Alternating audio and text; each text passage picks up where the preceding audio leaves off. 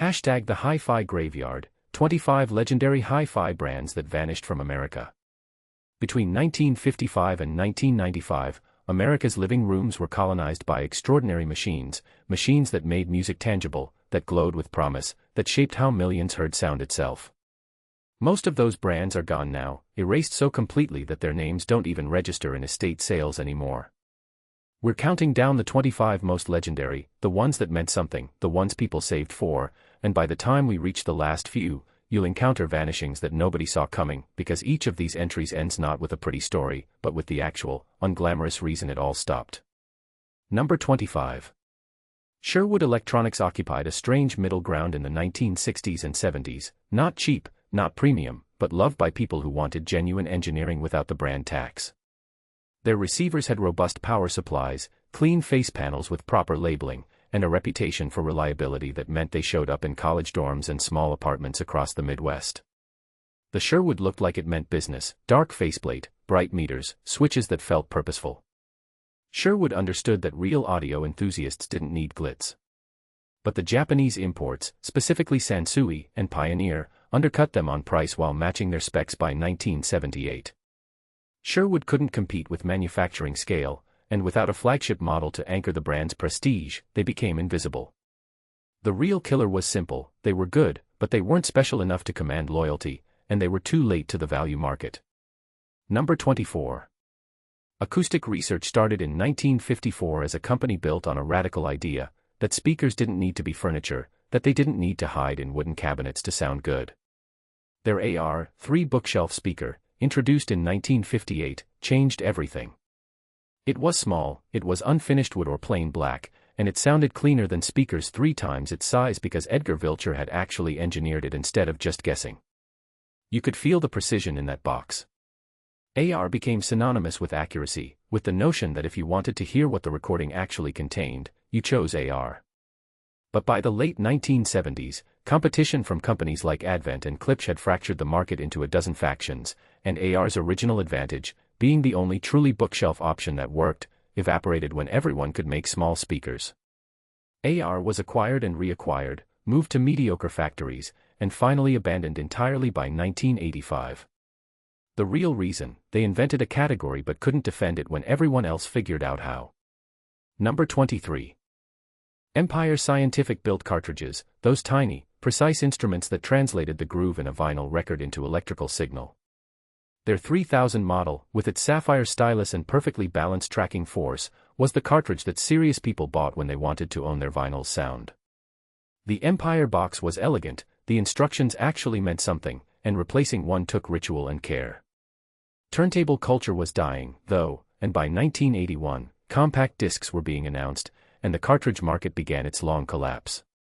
Empire kept making them through the 80s, but the audience was shrinking month by month. Without a new format to serve, without the millions of turntables still being sold that once created steady demand, Empire had no customer base. The real killer arrived in 1987 when CD players outsold turntables for the first time in America. Empire couldn't make a CD player good enough to matter, and the vinyl market they'd mastered became a boutique hobby, too small to sustain a manufacturing operation. Number 22. Pickering Electronics manufactured cartridges alongside Empire, and they were trusted equally, maybe more, because Pickering cartridges shipped with almost every major turntable from 1965 onward. Their 15-15 was the standard issue cartridge in thousands of receivers and turntables, the thing you upgraded from when you wanted to hear the difference between a good system and a great one. You could see the Pickering cartridge head, gleaming under the tone arm, and it promised precision. But Pickering's entire business model rested on OEM placement, original equipment manufacturers buying in bulk. When the turntable itself started disappearing, all that volume vanished with it. By 1983, even the budget turntable market was shrinking. Pickering tried to diversify into other audio components, but they had no brand strength outside of cartridges. The real killer was format obsolescence. There's no recovering when the entire product category is being replaced by something incompatible with your expertise. Number 21.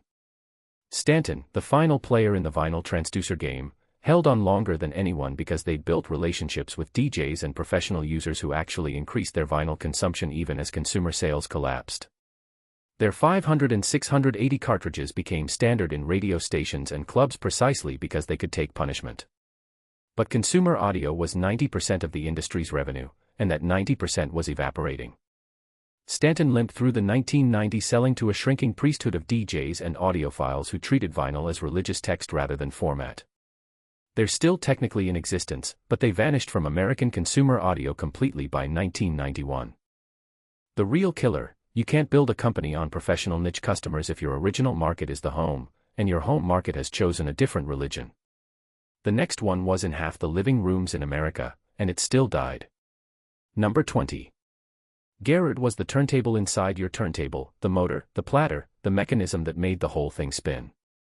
They were British, they were invisible, but they were everywhere. Every Technics, every Sony, every middling receiver with turntable included had a Garrett deck or a license-built version. They were so standard that people didn't even notice them, they just noticed when the record played smoothly. Garrett built their reputation on rock-solid reliability and engineering that never called attention to itself. But here's the thing: when the format died, the component maker died with it, because there was no Garrett brand loyalty. There was only Garrett the infrastructure, and infrastructure disappears when the house it supports is demolished. Garrett tried to market turntables directly in the 80s, but they had no consumer brand. By 1989, they'd exited the audio business entirely. The real reason was that they were too successful at being invisible. No one knew Garrett's name, and when turntables became optional, optional parts get cut. Number 19. BSR manufactured record changers, the automatic mechanisms that let your turntable play stacks of records without you touching anything. They were Japanese engineering at a time when Japanese meant efficiency and value. BSR changers were in thousands of suitcase turntables and component turntables from 1960 through 1975, and they worked. They were simple to service, they wore predictably, and they represented a kind of post-war optimism about automation. But automatic changers were already becoming obsolete by the early 70s as people realized they wanted to listen to whole albums straight through, not random stacks. BSR's market was disappearing before it even tried to capitalize on it. The company kept making parts through the 80s but exited consumer audio by 1984. The real killer was a format preference shift that happened faster than their business model could adapt to. Consumers stopped wanting automatic, stopped wanting random, and BSR had built their entire identity around mechanical automation. Number 18. Sansui was a giant, a Japanese company that understood American audio the way Americans understood baseball.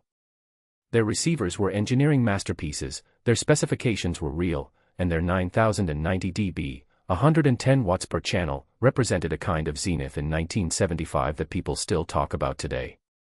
You could hear Sansui in the wood, the weight of the case, the precision of the switches, the way the meter needles moved with liquid confidence. They made receivers that looked like they could receive signals from Mars. Sansui understood power, understanding tuning, understood that Americans wanted to see their amplification working through beautiful meters. They were premium but not unapproachable. But between 1978 and 1985, the Japanese audio market underwent a brutal consolidation.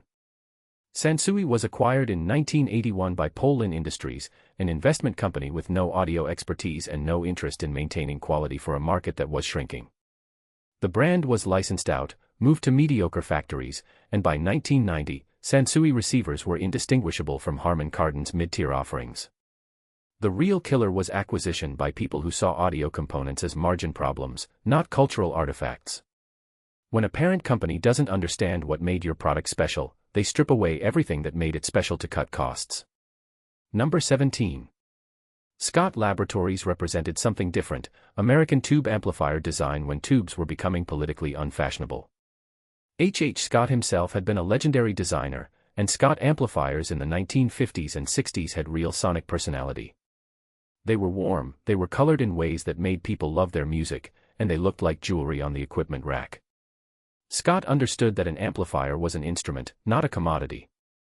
But by 1970, solid-state transistors were cheaper, more reliable, and more linear, and Scott's tube designs started looking like museum pieces.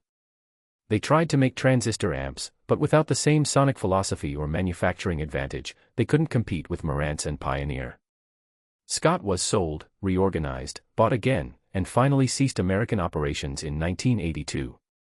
The real killer was technological displacement. You can't defend tubes against transistors if your advantage was never the technology itself, but the sonic character that came from it. When the market decided it wanted specification accuracy instead of sonic warmth, Scott's entire existence became retro. Number 16. Dual, the German turntable manufacturer, built mechanical precision into every model. The Dual 1229, the Dual 1009, the models that serious record collectors owned, they had glass platters, perfectly balanced tone arms, and engineering that meant they could still play vinyl perfectly today. A dual turntable felt like owning a piece of Swiss machinery. The platter had weight. The arm tracked with exactness. Dual understood that a turntable was the most mechanical part of an audio chain, and mechanics deserved respect. They were expensive, they were worth it, and they became the turntable that people saved for when vinyl still mattered. But Dual's entire market was vinyl enthusiasts by 1985, and that market had stopped growing. Their distribution in America was weak, they were specialty store items, not mass-market products. When compact discs arrived, Dual had no CDP to offer, no digital expertise, and no way to reach the mainstream market that was rapidly leaving vinyl behind. Dual kept making turntables, and they still exist, but they vanished from American consumer awareness by 1988 because they were married to a format that America was divorcing.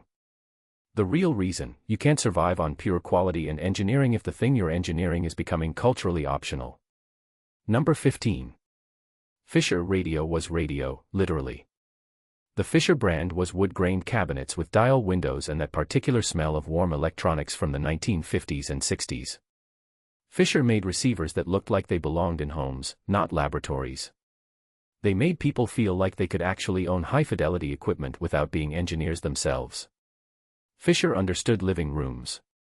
But Fisher was also extremely expensive. A Fisher console could cost more than a car in 1960.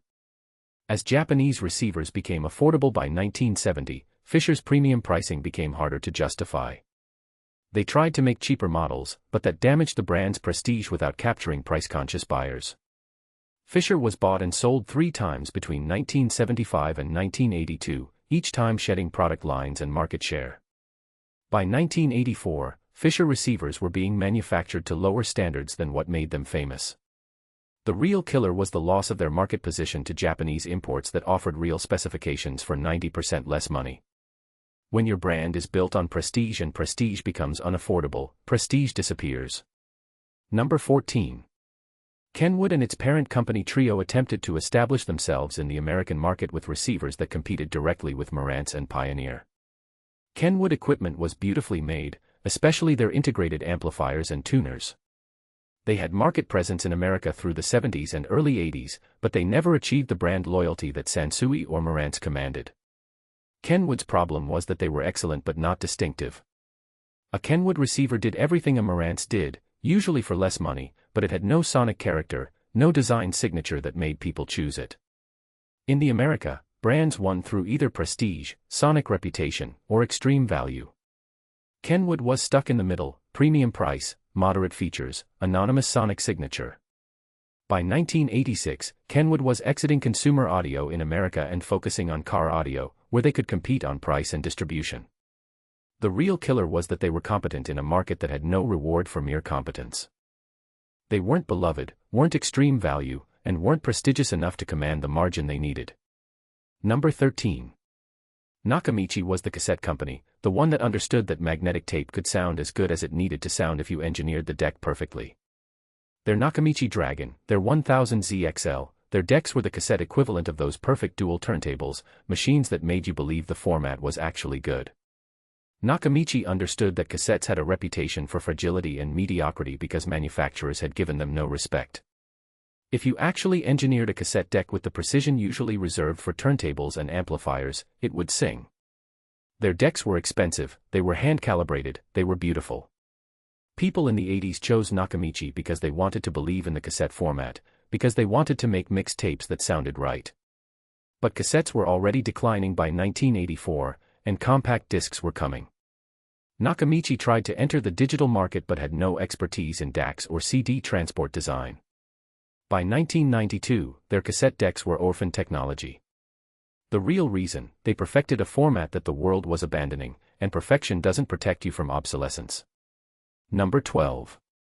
Cerwin-Vega built speakers that made you feel the bass, that transformed living rooms into places where you heard music instead of listened to it. Their bass reflex designs were loud, they were colored, they were the opposite of analytical. Cerwin-Vega didn't appeal to audiophiles who wanted accuracy, they appealed to people who wanted presence, power, immediacy. You could recognize a Cerwin-Vega system by ear alone, they had a house sound. They were popular in the 70s and early 80s with people who valued experience over specification. But by the mid-80s, the audiophile market was consolidating around specifications and measurement, not sonic character. Cerwin-Vega's colored sound became a liability instead of a feature. They tried to make accurate speakers to compete with Infinity and JBL but had no reputation in that category. By 1988, Cerwin-Vega had exited home audio almost entirely and focused on professional and car audio markets.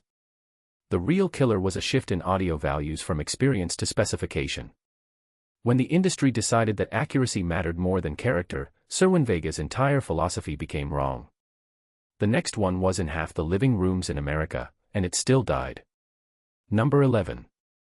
Infinity was born in 1968 as a speaker company built on the cult of the tweeter. Their emit electrostatic tweeters were revolutionary, they made high frequencies tangible, extended, lifelike in ways that conventional domes could not. Infinity speakers were expensive, they were precise, and they were beloved by people who understood that the high end of the frequency spectrum was where the music actually lived. An Infinity system had presence. You could hear the clarity, the extension, the engineering. They became synonymous with high-end audio. But Infinity tried to expand upmarket into full-range speakers and downmarket into affordable systems, and they couldn't establish the same authority in either direction. By 1985, they were competing with boutique brands in the high-end and couldn't match the value proposition of Japanese speakers in the mid-market. Infinity was acquired by Harman International in 1985 and moved into their multi-brand portfolio, where they lost independent identity. The real killer was acquisition by a conglomerate that saw them as a product line in a portfolio, not as a unique design philosophy. Once the parent company decides you're interchangeable with your competition, you become interchangeable. Number 10. Phase linear represented the cult of power amplification in the 70s, the idea that you could buy a preamplifier and a power amplifier separately and that the power amp was where real engineering lived. Their 400 series amplifier was a statement piece, a mechanical sculpture of power supply, transformers, and heat sinks. Phase linear understood that power was not just a specification but a tangible thing, something you could feel in the design philosophy.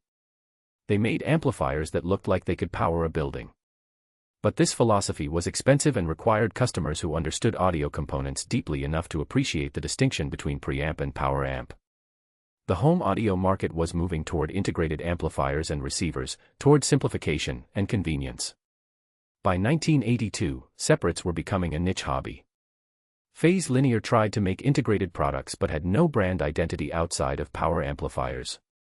They were acquired in 1981 and folded into Madrigal, then essentially disappeared from the American market by 1985. The real killer was that their entire philosophy was about complexity at a moment when complexity was becoming a liability. They'd built a company on making one component better than anyone, and the market decided it wanted everything simpler. Number 9. DBX was the signal processing company, the one that understood that a recording chain could be extended beyond the amplifier and speaker. Their companders, their parametric equalizers, their dynamic range processors, DBX gave people tools to shape and control their sound in ways that seemed impossible before. A DBX unit represented ambition, a desire to engineer sound itself.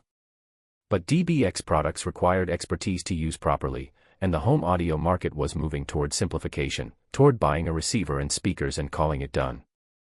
The DBX enthusiasts were recording engineers and serious hobbyists, not the mainstream market. By 1983, as home recording became more accessible through cheaper multitrack tape machines, DBX saw their market shifting from home audio to professional and musical instrument markets. They tried to compete in consumer audio but couldn't build the prestige or brand loyalty. DBX was bought by Harman International in 1984 and folded into their professional audio division. The real reason, they were selling tools for a kind of audio engagement that the mass market never wanted to learn. You can't build a consumer brand on complexity when consumers want simplicity. Number 8. KLH was founded in 1957 by acoustic engineers who understood that speakers were the problem that needed solving. Their KLH 6-speaker became iconic precisely because it was designed for normal rooms, for people who didn't want to treat their living rooms like recording studios.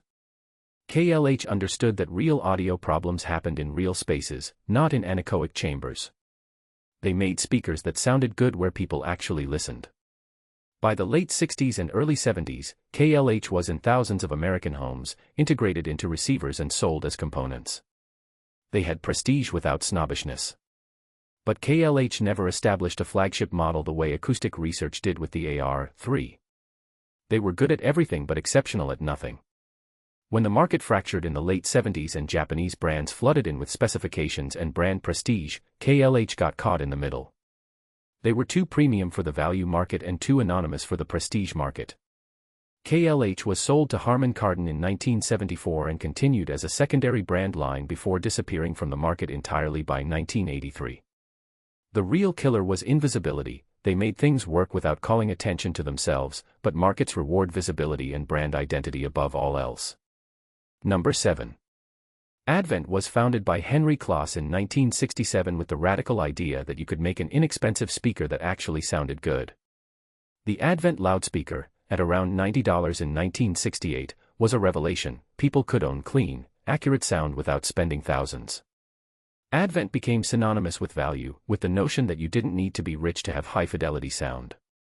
They were ubiquitous in college dorms, starter systems, and middle-class homes. Advent understood the American market's desire for quality at an accessible price point. They built speakers that made people happy.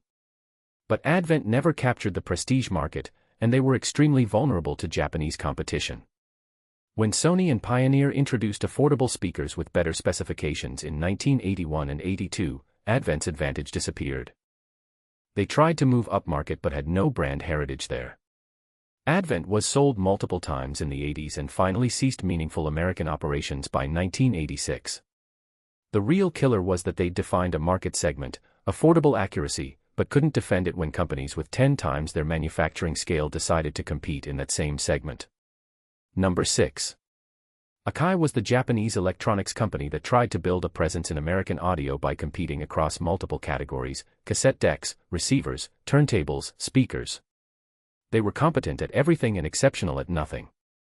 Akai made decent receivers that didn't distinguish themselves from Kenwood or Pioneer. They made cassette decks that worked fine but weren't as good as Nakamichi or Tandberg. Their turntables were functional but uninspired. Akai's fundamental problem was that they were trying to build a full-line brand without the engineering philosophy or design identity that made companies like Marantz or Sansui special. By 1982, Akai was competing on price in a market where Japanese price leadership meant razor-thin margins. They tried to focus on home recording and multi-track cassette machines, where they had some expertise, but that market was small. Akai ceased American consumer audio operations by 1984 and never returned. The real reason: they tried to compete everywhere and won nowhere. In audio, you win by being the best at something specific or the most affordable at everything. Akai was neither. Number 5. Aiwa was Akai's corporate cousin, and they made exactly the same mistake at exactly the same time, in exactly the same way. Aiwa built portable cassette players, receivers, and components that were fine, functional, and immediately forgettable. They had no sonic signature, no design philosophy, no reason for someone to choose an Aiwa receiver over a Pioneer or Kenwood. They competed on price in a market where Japanese price competition meant that margins disappeared entirely. By 1983, Aiwa was losing money on every receiver they sold in America. They tried to differentiate by focusing on portable audio and personal stereos, but that market was becoming commoditized by products from companies that had better distribution and brand presence. Aiwa exited the American consumer audio market entirely by 1985, though the name persisted in portable audio through the 90s. The real killer was attempting to build a brand in a market segment where brands couldn't be built because the products were indistinguishable. Consumers have no loyalty to indistinguishable products. They have only price loyalty, and price loyalty destroys margins. Number 4. Harman Kardon occupied a strange position in American audio. They had prestige, they had design authority, they had the respect of serious audio people. But between 1978 and 1988, Harman Kardon's parent company, Harman International, made a series of acquisitions and reorganizations that transformed the brand from a standalone engineering company into a portfolio brand. They acquired Infinity, Lexicon, JBL, and others, then started moving Harman Kardon components to contract manufacturers to cut costs. The products that came out in the mid-80s weren't worse, exactly, but they lacked the coherent design philosophy that had made the brand famous. Harman Kardon tried to compete simultaneously in the prestige market and the value market, which meant they competed effectively in neither. By 1988, Harman Kardon had become a brand that meant something to people who remembered the 70s, but nothing to new buyers. The real killer was becoming part of a conglomerate that saw all its audio brands as interchangeable portfolio items to be moved around and optimized for margin. When a parent company decides your brand is just another SKU, your brand identity evaporates. Number 3. Sanyo Audio represented the entire Japanese audio industry's attempt to own the American market through value pricing and reasonable specifications. Sanyo made receivers, cassette decks, turntables, and integrated systems that were perfectly competent and utterly anonymous. They competed with Akai and Aiwa in the race to the bottom on price, which meant they competed themselves out of business. Sanyo had no design signature, no sonic philosophy, no reason to exist beyond being cheaper than the last guy. By 1984, Sanyo's entire American audio business wasn't profitable because they were competing with manufacturers who had lower labor costs and higher manufacturing scale. They exited consumer audio in America by 1985 and never returned. The real reason, value pricing without brand identity or design philosophy, is not a business model, it's a slow suicide. You're just waiting for the next company with slightly lower costs to put you out of business. Number 2. Marantz. This one deserves the space because Marantz was the great American audio brand, the one that defined what a receiver could be. Their Model 7 preamplifier and Model 9 power amplifier in the 1960s were architectural statements. The Model 2270 receiver in 1970 was beautiful enough to sit on display in a living room. Marantz understood that audio equipment was jewelry, that the visual experience of the panel, the meters, the switches was part of owning quality sound. They made people feel like they were using instruments. Marantz had prestige, they had loyal customers, they had a design philosophy that ran through every product. By 1975, Marantz was the receiver that serious American audio people bought. But then, between 1981 and 1984, Marantz was sold to Superscope, a Japanese investment company with no audio expertise. Superscope moved production to Japan, contracted out component design, and the coherence disappeared. By 1985, a Marantz receiver looked different, sounded different, and felt different from what the brand had promised. They tried to recover by introducing expensive separate components, but the damage was done. Consumers no longer trusted that a Marantz would be what Marantz used to be. Marantz limped through the late 80s and 90s as a vestigial brand, technically existing but culturally irrelevant. The real killer was the loss of vertical integration and design coherence. When a parent company decides to optimize for cost instead of character, character is the first thing that dies. And once your customers decide they can't trust you anymore, you never get their trust back. Number 1. Technics, which seems impossible to include here, because Technics didn't vanish, it was murdered by its own parent company, Panasonic, in 1990. Technics had everything, they were Japanese manufacturing at its finest. Their SL-1200 turntable was the turntable that DJs and serious music lovers used, and they had a reputation for reliability and engineering that was unmatched. Their integrated amplifiers were competent. Their receivers were fine. Their speakers were acceptable. But more importantly, Technics understood that they were the company that understood precision. Everything they made reflected an engineer's philosophy: if it's worth making right. By 1988, Technics was the last major turntable manufacturer in the world, because everyone else had abandoned the format. The SL-1200 was in clubs, in radio stations, in the homes of people who refused to abandon vinyl. Technics was profitable and iconic. But Panasonic decided that the audio market was dying, that consumer electronics was consolidating toward home video and personal stereo, and that turntables had no future. They discontinued the entire Technics audio line in 1990. Not because Technics was failing, they were succeeding. Not because the market demanded it, the market wanted them. But because Panasonic's corporate strategy didn't include audio anymore. They had the #1 turntable in the world and killed it to focus on camcorders. Technics vanished not because they failed at what they did, but because their parent company decided that what they did wasn't worth doing anymore. The real killer, the one that explains everything else on this list, was the same, a corporate parent that saw audio not as a business with its own values and customers and philosophy, but as a margin problem in a portfolio. When companies get absorbed into larger entities, the thing that made them special, coherence, philosophy, design integrity, is always the first thing to be optimized away. Here's what binds all 25, they didn't die because people stopped wanting good audio. They died because they were too specialized.